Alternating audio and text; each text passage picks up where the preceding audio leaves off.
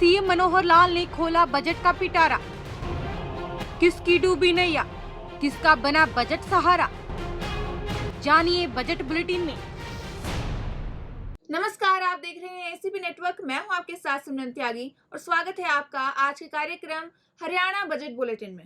हरियाणा के मुख्यमंत्री मनोहर लाल खट्टर, जिनके पास वित्त विभाग भी है, उन्होंने वित्तीय वर्ष 2022-23 के लिए 1.73 करोड़ रुपए का बजट पेश किया है, जो कि वित्तीय वर्ष 2021-22 की तुलना में लगभग 15% ज्यादा है। 2.5 घंटे के इस भाषण में उन्होंने कई बड़ी घोषणाएं की हैं। तो आइए नजर डालते हैं उन तमाम बड़ी घोषणाओं पर और जानते हैं कि आने वाले समय में वो आम जनता के लिए कितना लाभदायक होगा। तो आइए सबसे पहले बात करते हैं महिला सशक्तिकरण की। हरियाणा सरकार परिवार पहचान पत्र सत्यापित आंकड़ों के आधार पर 5 लाख रुपए से कम वार्षिक आय वाले परिवारों की महिला उद्यमियों को सॉफ्ट लोन प्रदान करेगा। इसी के साथ महिलाओं के लिए 1000 पुलिस कांस्टेबल में भर्ती निकालने के साथ साथ पंचायती चुनाव में 50% आरक्षण की घोषणा भी की गई है। सरकार ने राष्ट्रीय और अंतर्राष्ट्रीय के विभिन्न क्षेत्रों में जीवन के महत्वपूर्ण योगदान के लिए महिलाओं के लिए सुषमा स्वराज पुरस्कार की भी घोषणा की है। जैसा कि आप सभी जानते हैं कि हरियाणा सरकार ने अपना बजट पेश कर दिया है। जी हाँ, मनोहर लाल सरकार ने अपने दूसरे कार्यकाल का तीसरा बजट पेश कर दिया है और इस बार के बजट में जो ध्यान रखा गया है वो महिलाओं पर इस बार ज्यादा फोकस किया गया है। कल यानी कि 8 मार्च को वुमेन्स डे पर ये बजट पेश किया था और इसी के साथ महिलाओं को इस बार इस बजट में कई बड़ी बड़ी घोषणाएं की हैं और इसी के चलते हम हमारे साथ मौजूद हैं एडवोकेट अंजू सिंह मैम। तो आइए उनसे जानते हैं कि जो महिलाओं पर उन्होंने बड़ी बड़ी घोषणाएं की हैं तो उसको लेकर वो क्या कहना चाहेंगे। Hello ma'am. हेलो मैम, जैसे कल बजट पेश करा है सरकार ने महिलाओं को लेकर, तो उसको लेकर पहले आप क्या कहना चाहेंगे? देखो, जैसा कि अभी तक बताया गया है कि इस बजट में इस तरह के प्रावधान किए गए हैं महिलाओं के लिए, वो बहुत खुशी की बात है क्योंकि बजट देखकर ये लगता है कि सीएम साहब ने महिलाओं के उन्नति के लिए उसको रोजगार मिलना बहुत जरूरी है। उन्होंने उनके रोजगार को ध्यान में रखते हुए 1000 पुलिस कांस्टेबल की नियुक्ति करी हैं। तो उससे ये फायदा होता है कि जो लोग मतलब पढ़ाई लिखाई वाले जिस फिजिकली ज्यादा फिट है, फिजिकली वाले उसमें ज्यादा जा सकते हैं, तो उसमें लेडीज के लिए थोड़े से रास्ते अच्छे खुल गए हैं कि ये देखिए आप बिल्कुल ब्रेनी हो, बहुत लिटरेरी काम ही कर सकते हो। अगर वो नहीं कर सकते तो भी आपके लिए आपको कुछ ना कुछ करने के आपको साधन मिल गया है। तो मैम, जैसे मैं बात करूं चुनाव में लेडीज का वो जो था वो हिस्सा बहुत कम होता था, लेकिन इस बार पंचायती चुनाव में 50% रिजर्वेशन लेडीज के लिए कर दिया, तो इसको लेकर क्या कहना चाहोगे? देखिए, अगर 50% लेडीज का कर दिया गया है तो ये बहुत सुनने में बहुत अच्छी बात लगती है। अब देखते हैं कि वो प्रैक्टिकली उसको कितना अच्छे से इम्पोज करते हैं इन सब चीजों को।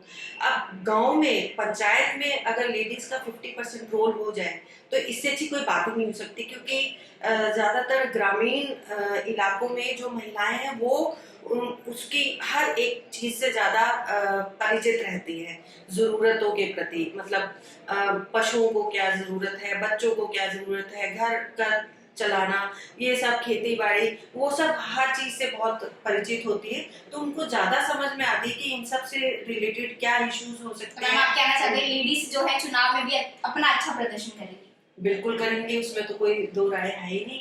और इस बात से हमें बड़ी खुशी है कि उन्होंने लेडीज को लेके बहुत अच्छे प्रावधान दिए हैं बजट में। धन्यवाद मैम।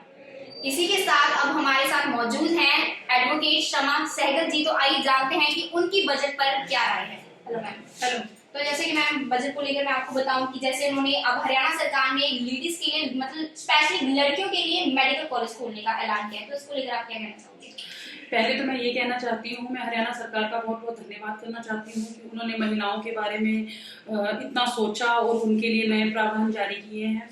और जो महिला दिवस पर उन्होंने स्पेशली महिलाओं के लिए बजट पास किए हैं, उनसे मैं पर्सनली बड़ी खुश हूँ। और जहाँ तक की बात है मेडिकल कॉलेजेस खुलने की, और जैसा कि सभी जानते हैं पीछे 2-3 साल हमारे कोरोना काल में बहुत खराब हो गए हैं, जिससे हमें डॉक्टर्स की बड़ी हमारे देश को कमी हुई है। और हम लोग ये चाहते थे कि हमारे देश में भी बहुत अच्छे से अच्छे डॉक्टर्स हों। और अगर महिलाएं इस क्षेत्र में और ज़्यादा आगे आती हैं मेडिकल लाइन में, तो इससे ज्यादा खुशी की तो कोई बात ही नहीं है। अब जैसा कि आप आजकल की न्यूज में सुन रहे हैं, यूक्रेन, हाँ जी, पिछले 14-15 दिनों से जो यूक्रेन और रशिया के बीच में जो युद्ध हो रहा है, उसमें क्या है, उसमें हमारे भारतीय बच्चों को काफी सफर करना पड़ा, जो कि मैं भी पेरेंट्स हूँ और भी पेरेंट्स हैं, वो ये चाहते हैं कि हमारे बच्चे बाहर जाकर पढ़े, विदेश में पढ़े, वहां से और अच्छी शिक्षा ग्रहण करके आए। हालांकि हमारा इंडिया भी शिक्षा के क्षेत्र में कम नहीं है, लेकिन सभी को ये लगता है कि हमारे बच्चे बाहर से ही पढ़कर आए।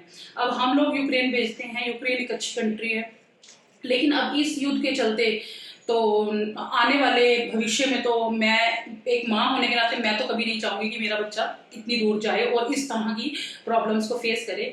तो इससे अच्छा अगर हमारे इंडिया में ही, हमारे हरियाणा में ही अगर सरकार ने इतना बड़ा फैसला लिया है लड़कियों के लिए कॉलेज बनाने का, तो मुझे लगता है कि उनका ये फैसला बिल्कुल सही है और उनके इस फैसले से काफी सारे अभिभावक पेरेंट्स जो हैं वो बड़े खुश और संतुष्ट होंगे और महिलाओं को हमेशा ही आगे बढ़ने के लिए प्रेरणा मिलेगी। तो अगर मैं बात करूं लड़कियों की सुरक्षा को लेकर, तो इस बार सरकार ने ये भी करा कि लड़कियों के स्कूल से, कॉलेज से घर आने के लिए बसेस की सुविधा भी प्रोवाइड करवाई जाएगी। तो उसको लेकर क्या कहना चाहिए? देखिए, अगर ये ट्रांसपोर्टेशन की फ्री फैसिलिटी अगर हमें सरकार देती है, महिलाओं को देती है, लड़कियों को देती है, तो ये भी बहुत अच्छा कदम है, बहुत अच्छा उन्होंने सोचा है लड़कियों के लिए।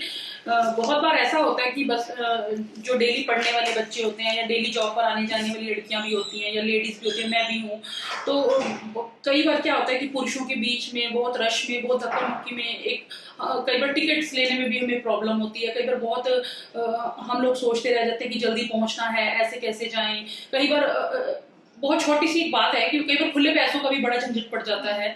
तो ये चीजें भी बड़ी मायने रखती हैं कि लड़कियों को के लिए मतलब भाई कुछ रुकावट नहीं आएगी और कहीं भी उनको पहुंचना है वो फटाफट अपना पहुंच जाएंगे अपने डेस्टिनेशन पर और अपना काम कंप्लीट करेंगे। सरकार ने ये अच्छा कदम उठाया है। तो अगर मैं बात करूं ओवरऑल बजट की, तो आपको बजट अच्छा लगा इस बार का? कितने मार्क्स देना चाहेंगे? अगर मैं मार्क्स की बात करूं 10 में से कितने देना चाहूंगा? देखिए, अगर तो ये बजट पास होता है, वाकई पास होता है, लागू होता है, सॉरी पास तो ये हो चुका है, लागू होता है, वाकई ही ये कार्यक्रम, इसके जो कार्य है वो चलने स्टार्ट हो जाते हैं, फिर तो देखिए मैं 10 में से 11 मार्क्स भी देना चाहूंगी। अगर तो ये कार्य सिर्फ घोषणा ही बन के रह जाएगी, जो कि ज्यादातर हमें सुनने में मिलता है कि सरकार सिर्फ बातें करती है, कार्य नहीं करती। अगर सरकार इस बजट पर कार्य करती है फिर तो हम ऑब्वियसली पूरे मार्क्स देना चाहेंगे, और अगर सरकार कार्य नहीं करती तो फिर तो वो टोटली माइनस पॉइंट है। धन्यवाद। तो जैसा कि आपने सुना कि मैम का कहना है कि जो घोषणाएं की हैं अच्छी घोषणाएं हैं, लेकिन अगर इनको रियल में लागू भी किया जाएगा तो बहुत अच्छी बात होगी। जैसा कि इन्होंने ये भी बताया कि सरकार सिर्फ बातें करती है, काम नहीं करती है। तो अब देखने वाली बात है कि सरकार ने जो महिलाओं को लेकर ये बड़ी बड़ी घोषणाएं की हैं, क्या ये सिर्फ घोषणाएं हैं या सच में आगे जाके महिलाओं के लिए फायदेमंद होने वाली है? फिलहाल अब तक के लिए इतना ही। कैमरा पर्सन अंजलि के साथ मैं वनिता, ACP नेटवर्क पानी। आइए अब बात करते हैं हरियाणा के बजट में शिक्षा क्षेत्र की। इसके लिए सरकार ने 2.57 करोड़ रुपए प्रदान किए हैं। सरकार ने उच्चतम रैंक हासिल करने वाले छात्रों को एक्सपोजर यात्राओं पर नासा और इसरो भेजने का ऐलान किया है।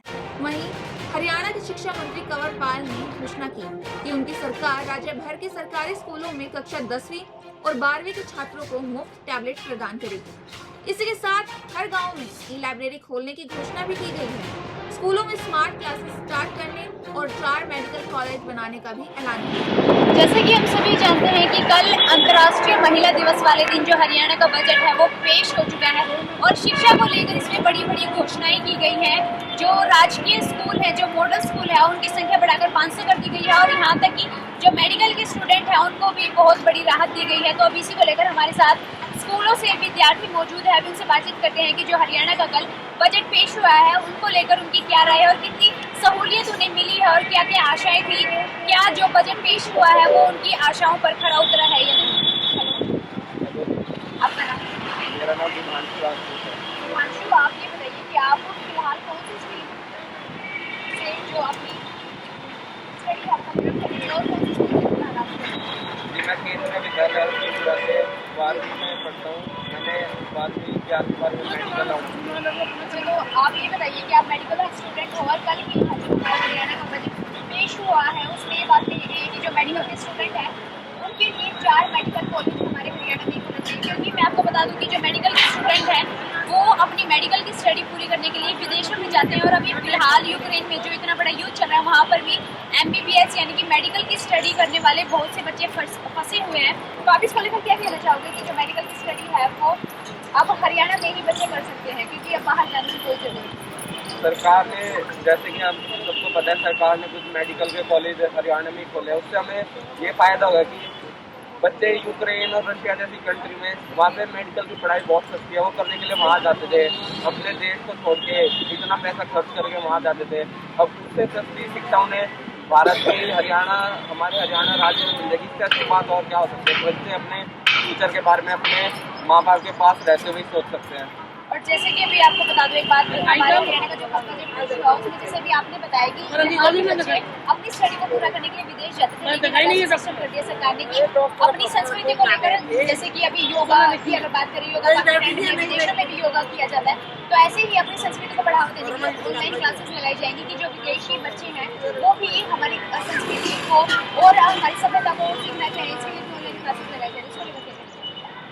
इसका धन्यवाद हम अपने कर्मठ प्रधानमंत्री नरेंद्र मोदी जी को देना चाहेंगे। उन्होंने योगा की फील्ड में इतने सारे मतलब वो लाए हैं। उन्होंने योगा से हमारे जो भारत का नाम है विदेशों में भी चलता आ रहा है। राष्ट्रीय योग दिवस का उन्होंने 21 मार्च को होता है, राष्ट्रीय योग 21 जून को राष्ट्रीय योग दिवस होता है। वो उन्होंने पूरे दुनिया की पहचान बन चुका है एक योग फील्ड में भारत। तो आप मेडिकल के स्टूडेंट हो, आप ये बताइए कि क्या उम्मीद थी और क्या सरकार आपकी उम्मीदों पर खरा उतर पाई है या नहीं, और क्या और आशाएं करते हैं आप? सरकार, मेरी उम्मीदों पर सरकार खरी उतरी है शिक्षा के क्षेत्र में तो जरूर, क्योंकि सरकार ने बहुत सारे टीवी पे आने वाले ई शिक्षा चैनल भी बढ़ाए हैं, जैसे कि हमें पता है। हाँ, अभी फिलहाल जो हमारे केंद्रीय बजट पास हुआ था उसमें हाँ काफी चैनल्स बढ़ा दिए गए।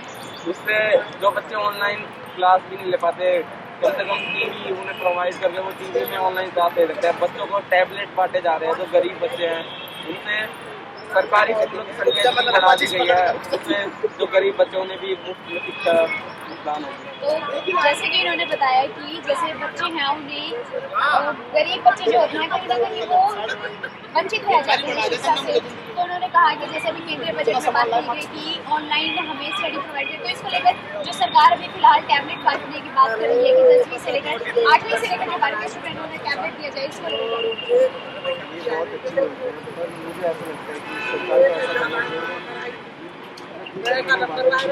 सरकारी स्कूल के क्योंकि गवर्नमेंट स्कूल है, प्राइवेट से ज़्यादातर बात तो ऐसा करना चाहिए। बच्चों का डाटा लेना चाहिए,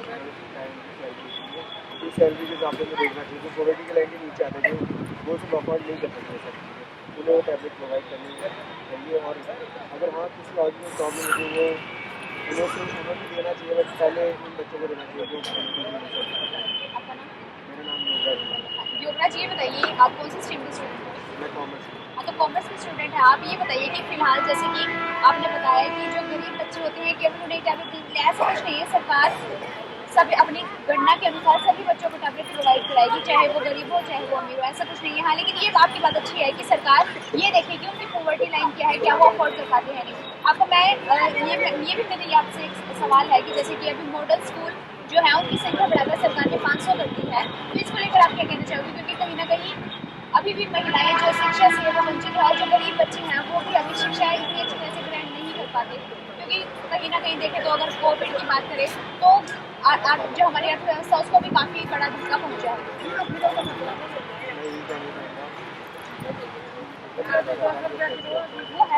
मतलब आप जो सरकार ने जो कल बजट पेश किया है उसको लेकर आप काफ़ी अपनी संतुष्टि जाहिर करते हो कि आप संतुष्ट हो जो बजट पेश किया है। जरा नजर डालते हैं स्वास्थ्य क्षेत्र पर, जिसमें सरकार ने पंचकुला, पलवल, दादरी, फतेहाबाद में नए मेडिकल कॉलेज के साथ साथ नर्सिंग कॉलेज भी बनाने का ऐलान किया है। वहीं आपको यह भी बता दें कि डॉक्टरों का स्पेशल कैडर बनेगा और आयुष्मान भारत के तहत ESI अस्पतालों में मुफ्त इलाज कराने की भी घोषणा की है। आज के कार्यक्रम में इतना ही, और अधिक जानकारी के लिए जुड़े रहिए ACP नेटवर्क के साथ। धन्यवाद।